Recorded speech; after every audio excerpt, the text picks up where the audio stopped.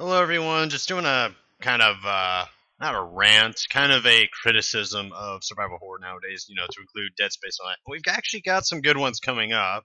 And the gameplay footage is obviously of Resident Evil 6. You have The Evil Within. Capcom's talking about doing a kind of a reboot of sorts with 7. They're going to go back to the roots because they figured out finally after two fuck ups, that being 5 and 6, that all right, yeah, we need to reconsider our position, and they are doing things to kind of test the waters if they can go back this route, aka by announcing a Revelations 2, and before that, announcing that they're going to re-release the remake for current gen consoles and the PC.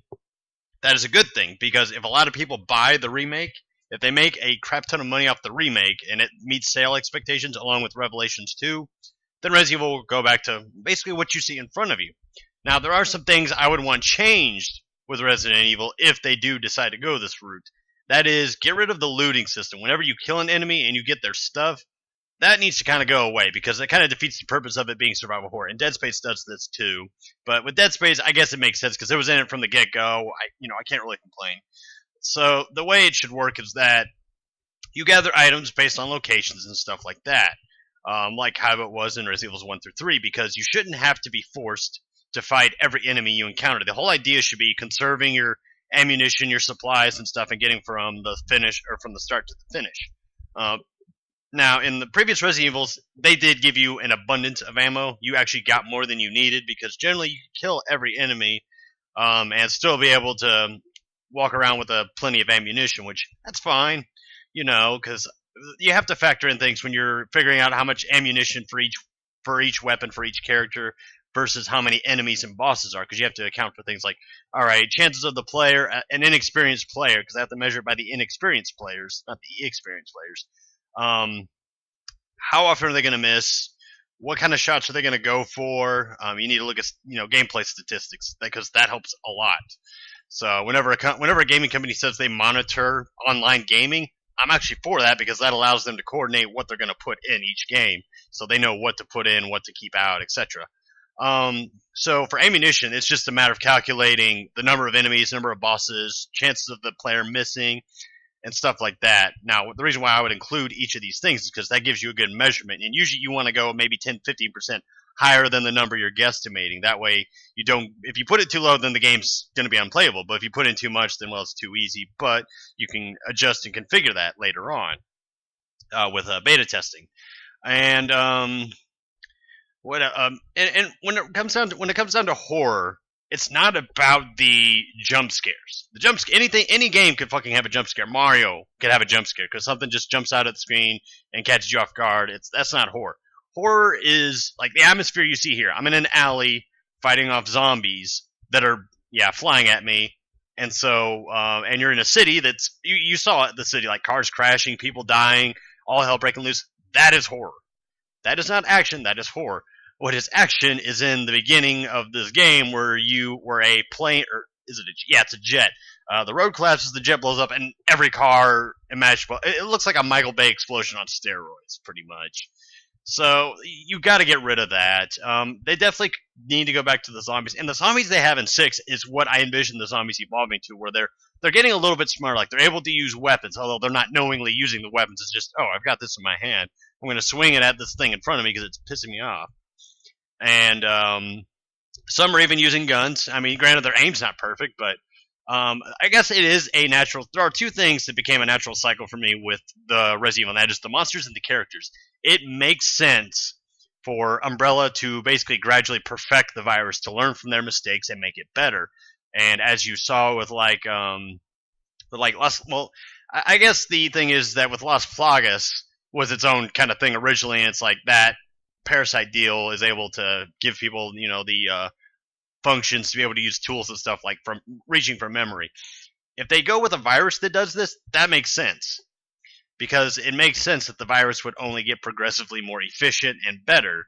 But I would say leave it still that they resurrect zombies, and that, these super soldiers can appear, but they mutate. Because the way the Yavo, as much as I hate the fucking enemies of the Yavo, the mutations to me make sense.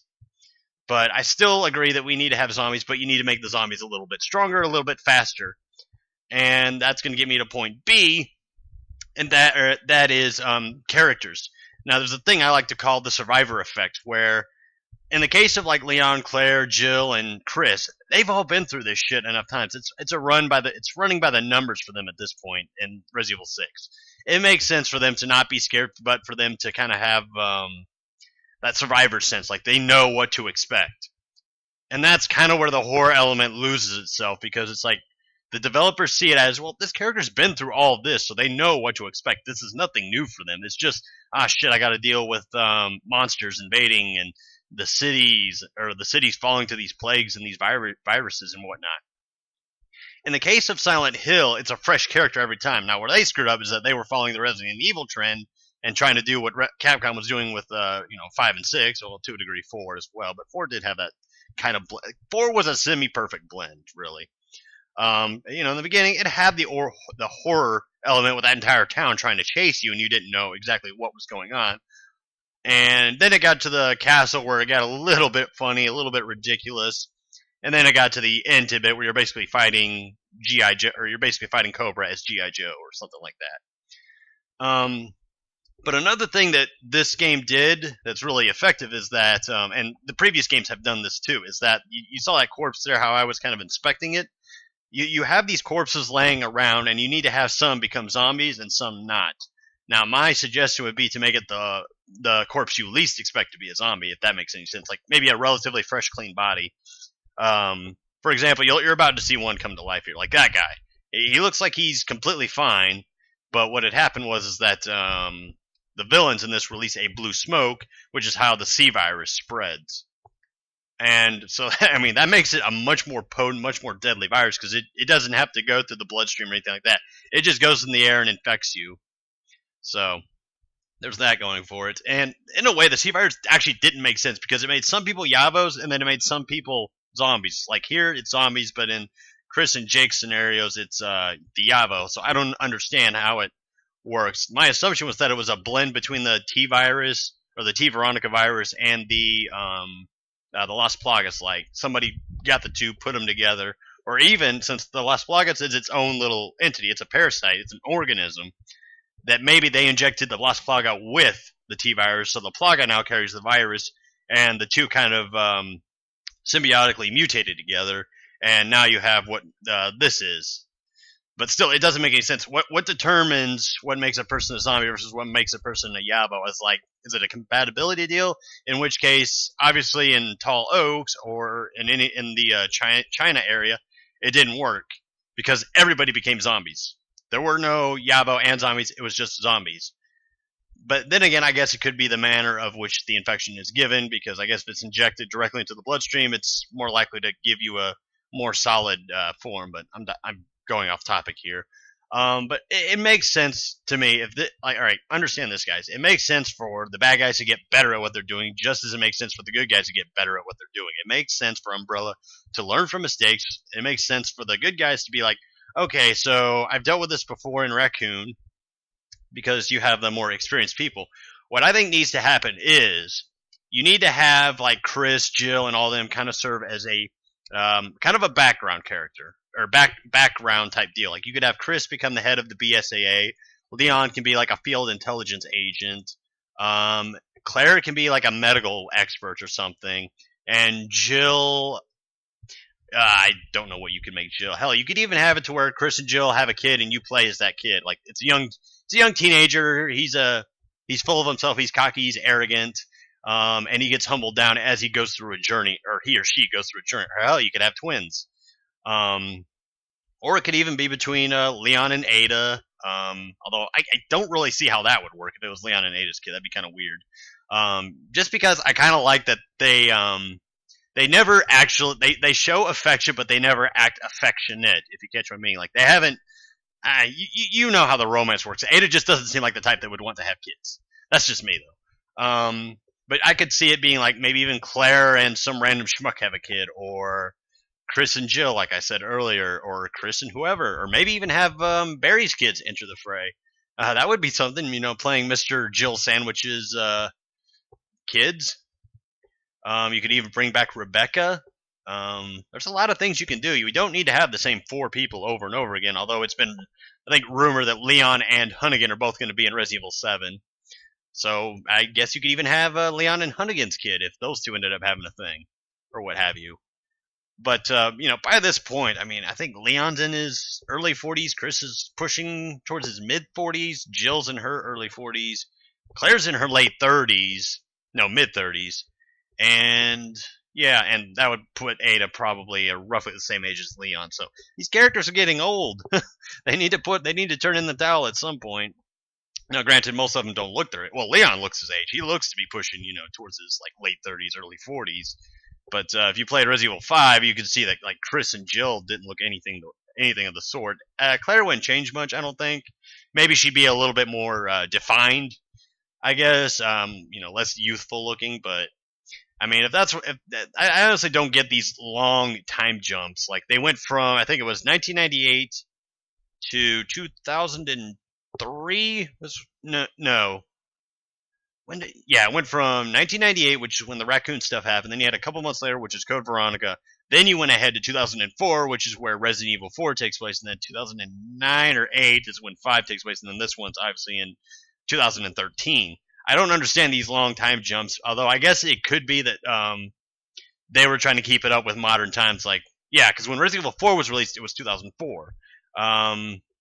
When the original game came out, it wasn't 1998 yet, but I don't know. I mean, Metal Gear Solid had the same thing where Solid Snake is like in his 60s, 70s, something like that. He's getting older than dirt. Although I haven't really played the Metal Gear Solid games, so I don't know the exact chronological order they go in, but yeah, without making this video too long, that's kind of the point I'm trying to get across, is that, in the case of Leon and all them, they're used to this. In the case of Isaac, he's used to it. So when you're playing as them, you feel more comfortable with yourself. Like, look at the transformation from Dead Spaces 1 through 3. Dead Space 1, you were scared shitless. You had monsters jumping at you everywhere. You weren't as quite able-bodied as you were. Then Dead Space 2 comes out. You know what to expect. It's still kind of scary, but you know what you're doing. You know what you're getting into. Isaac is, familiar with this stuff now. And then Dead Space 3, it's like you feel like a straight up badass, just run around killing every monster that comes at you. It's almost like you're playing the original Doom, except the game makes a minimal effort to really be scary. But there was a good survival element in that you had to craft your own items. You had to find materials scattered about the ships and the places you went. And then that's how you got your weapons and your ammunition and stuff like that. To me, that seemed like a good idea rather than the shop. I thought the shop was kind of silly. But, I mean, I guess I don't know where they're going to go with Dead Space or how Dead Space 4 is going to work, but it seems like they're pushing for at least a conclusion to the Isaac Clarke storyline. So, they may, get a new one going altogether. They may change things up or something like that. That's really about it. But yeah, that's just my 10 cents on what they should do with like Resident Evil and stuff or Resident Evil 7 rather. They need to go back to the roots. They need to take out the more they need to take out this looting system, because to me it just doesn't make sense for like, a dog to be carrying money or skill points or whatever. In fact, get rid of skill points altogether, please. I don't need leveling up. I just need to get weapons, to get better weapons and stuff like that. Like how the old games function is really how it should be to me. It makes more sense. And then, yeah, don't have like treasure items or anything like that. What else would I want them to get rid of?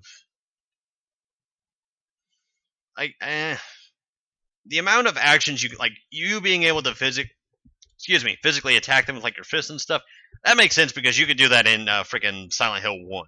As long as you had melee weapons that you could actually legitimately use. You didn't have like that little dipshit combat knife that doesn't do a damn thing. You actually had like steel pipes. Hell, I think you could get a katana if you beat the game and get a certain score or something like that. But I think generally that's about what I would include. Is like there are some things from 6 that I like. There are some things from 5 that I liked, and there's a perfect blend in there somewhere that they need to go for. But with how Leon's campaign stayed and functioned, I liked it. That's what Resident Evil 7 should be like. It should be about the atmosphere, about creating an aspect of fear, but maybe it's time to include some new characters. You can have the old ones return. That's fine and whatnot. I mean, I would expect them to be in it. It's like you should make it more of a treat to see them again. Or if you beat the game and you want to play as them, you can play as them. Like make them unlockable or something like that.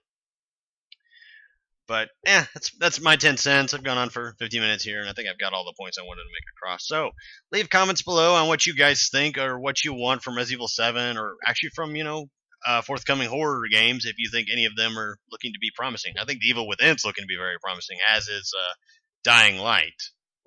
So see you all soon for whatever video I upload next.